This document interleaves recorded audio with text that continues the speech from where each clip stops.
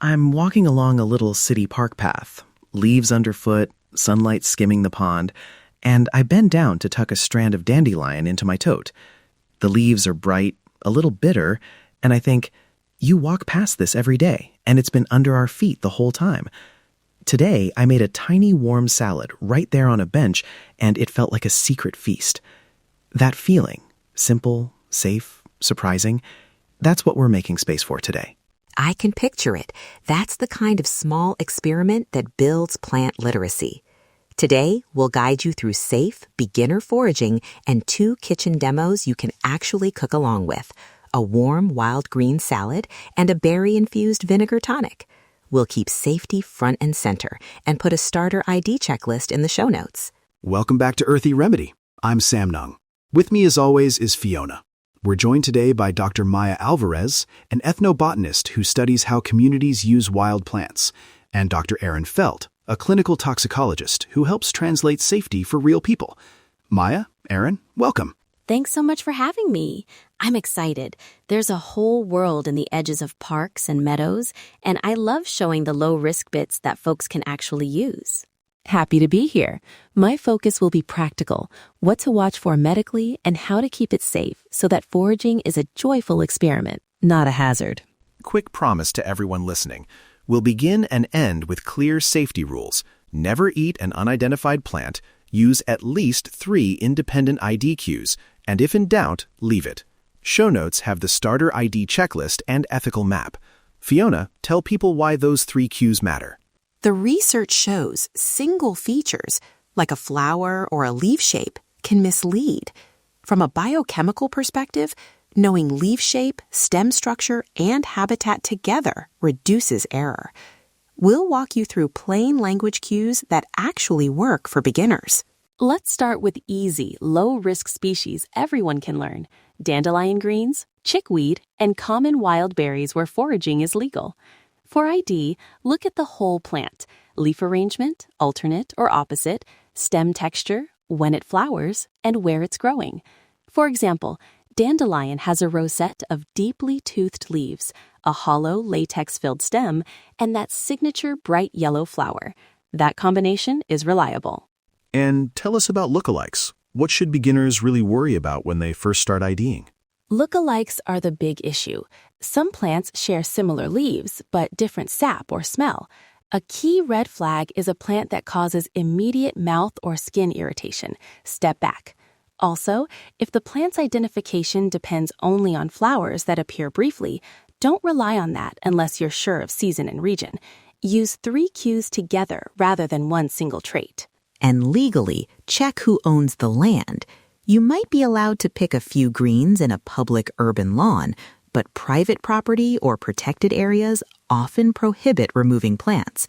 That's both ethical and a legal boundary to be aware of. Which brings us to ethics and ecology. Maya, what does sustainable harvesting look like in practice? Take a little from many plants rather than taking a lot from one. Leave roots unless you've permission and know the species. When possible, take photos instead of plants for study. And if you're harvesting in an area that supports a community, migratory birds, insects, choose times and spots that are less sensitive. Respecting people and place is central. I like that. Little from many. It feels generous. Quick bridge. What should someone pack on a first foraging outing? Bring a lightweight tote or mesh bag, scissors, a small field guide or app offline, water, and a notepad. Also wear gloves if you're unsure about plants with hairs or sap. And for your first trips, go with a friend or a local group so you can cross-check IDs. From a safety standpoint, I need to emphasize medical boundaries. If you have a history of severe allergies, are pregnant, breastfeeding, or immunocompromised, please avoid first-time foraging. Also, start with a patch test. Eat a tiny amount, wait 24 hours, track any reactions, and if you take medications, check for interactions. Turmeric and certain anticoagulants are a classic example where caution matters. That patch test idea is so useful. Small, reversible steps. Okay, ready for demo A? We'll make a warm wild green salad that's forgiving, low dose, and excellent for a first try. I'll read the ingredient list slowly so listeners can jot things down or pause. Remember, we'll repeat measures. Here we go. 2 cups washed mixed wild greens, or a swap of 1 cup dandelion leaves plus 1 cup chickweed, 1 tablespoon extra virgin olive oil, 1 teaspoon apple cider vinegar, 1 small shallot, very thinly sliced, a pinch of sea salt, a squeeze of lemon, and an optional tablespoon of toasted seeds or nuts for texture. For sensitive stomachs, swap dandelion from milder greens like young spinach or cultivated lettuce. Equipment: a small skillet, a spoon, a cutting board, and a mug for your dressing. Step 1, heat your skillet over medium-low and add the olive oil. Step 2, add the thinly sliced shallot and sauté for 90 seconds, just until softened, not browned. Step 3, toss in your greens and sauté gently for 45 to 90 seconds until they're wilted but still bright. You'll hear them soften and smell a fresh green aroma. Step 4, remove from heat, stir in the vinegar and lemon, season with the pinch of salt, and top with seeds. A quick forager's tip. If the greens taste very bitter, try blanching briefly or mixing with mild cultivated leaves. Bitterness is often medicinal and lovely in small amounts, but for a gentle entry, dilute it. Also, always rinse well to remove dust, pollen, or insects. And for storage, eat fresh within a few hours if possible. If you must store, put them in a paper-lined container in the fridge and use within 24 to 48 hours. If anyone experiences unexpected stomach pain, rash, or breathing difficulty after eating a foraged food, stop and seek medical advice. Use the patch test language when you call, so clinicians have context. Okay, savor that first bite if you made it with us. Notice aroma, bitterness, texture. This is a small ritual. Feel the warmth in your hands and the sense that you made something from your neighborhood.